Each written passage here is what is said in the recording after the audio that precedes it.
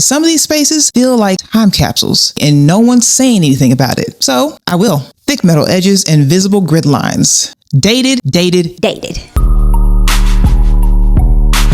Why would your curtains just be standing there? Not closing, just existing. I get that for some people, it's about creating a look, framing the window, and keeping things open. But for me, if it looks like curtains, I expect curtain behavior. I don't understand why you'd want to commit to the look, but not the function. Either make them functional or stop pretending. It's like my car. I don't go 160 because my car has 160 on the dash, but I want the option if I need to get away from something quickly. Oh, I know that's not a random square or rectangle in the middle of the floor made out of carpet, pretending to be a feature when it's really a mistake, designed to look like a rug. Permanently. You didn't elevate the floor, you interrupted it. Good design lets your eye move naturally throughout a room. But this, it stops you like a speed bump in the middle of a school zone. Built-in rugs feel dated because they break the flow of the space and it's confusing. Plus, it locks in the layout forever. And the biggest problem is, it tells you exactly where your furniture has to go. So now your entire room is designed around this one decision that you can't undo. This design is tied to early 2000s custom luxury thinking. Back then, this was considered high-end, but in 2026, design has shifted towards simplicity, flow, and flexibility. And this has none of that. If you want your space to feel current, you need continuity. One consistent flooring material that allows you to let your furniture, your rugs, and your layout define the zones. Because that flexibility, that's what actually feels luxurious now. And this isn't timeless, it's trapped. Thick metal edges and visible grid lines. Dated. The moment I see it, I already know what era we're in. This isn't modern. This is a memory, or better yet, a nightmare. Modern bathrooms are all about flow, clean lines, open sight lines, and letting materials speak. But that thick framing around the shower literally cuts the space up instead of letting it expand. Hell, that shower's not framed, it's contained. The tile should be the moment, or the slab should be the moment. Don't put tile if you can help it, okay? This style had a very strong moment, but in 2026, dated. So if you want your bathroom to feel current, you have to simplify the lines. Go ahead and say with me now, frameless glass. Invest in it. The more invisible the structure feels, the more elevated the space becomes. I love black and white, and I always will. Forever. 8 years ago, my instant Pinterest feed looked just like this. No softness, no warmth, and no middle ground. Just high contrast everywhere. It's giving chessboard. Or better yet, aha.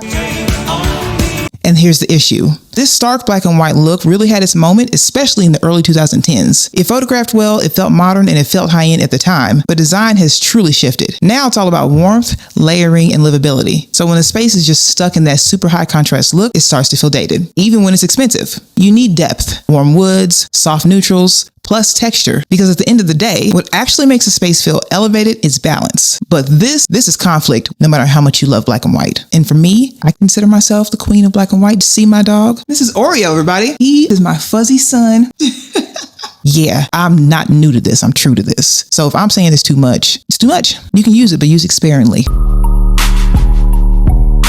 You know the look. Dark woods paired with warm browns and oranges. Granted that it's doing the absolute most. And wrought iron everywhere. There's so much going on, I don't even know where to look first. I would rather walk into a white box than to walk into a Tuscan kitchen in 2026. And it also felt like you walked into an Olive Garden. And that is kind of the problem. Do you guys know that I have little grape stamps in my concrete outside because I live in wine country? And every time I walk outside, not only am I disgusted by the grapes, I'm disgusted by the color of the cement. And that's exactly how I would feel if I walked into a home and it had this kind of aesthetic. So if you're working with these elements, you don't have to gut everything. In 2026, luxury feels lighter, more intentional, and more restrained. So lighten up the palette, simplify your finishes, and balance out the heaviness with cleaner, more modern pieces.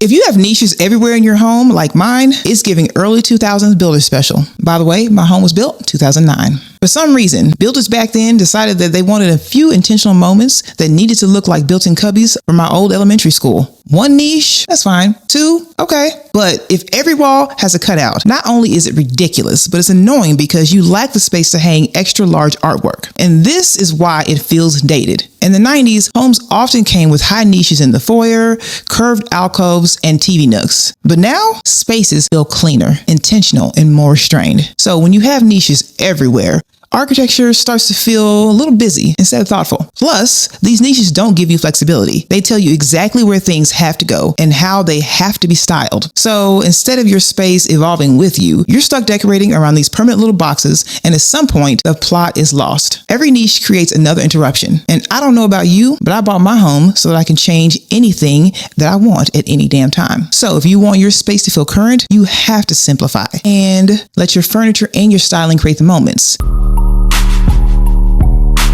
I love intention. You know what I don't love? One random wall backsplash your entire room doing the absolute most. That busy accent tile moment? It usually feels nervous and sloppy. It's given Home Depot 2002. Like the room didn't feel beautiful enough, so somebody threw up a pattern wall or tile and hoped that it would save it. And listen, I'm not against tile. I'm against tile being used like this and like this, or like this, because there are a lot of these accent walls that are not adding depth. They're adding interruption. You didn't create a focal point, you created a damn distraction, because not every wall needs to prove something. Sometimes the most luxurious thing a room can do is calm the hell down. Either commit to a cohesive material story that actually makes sense in the space, or better yet, just hire somebody to help you with it. Me, I'm somebody. But whatever you do, don't do this. At the end of the day, intentional and elevated. That's the goal. Thank you guys so much for watching today. I'll see you guys in the next one. Design is life.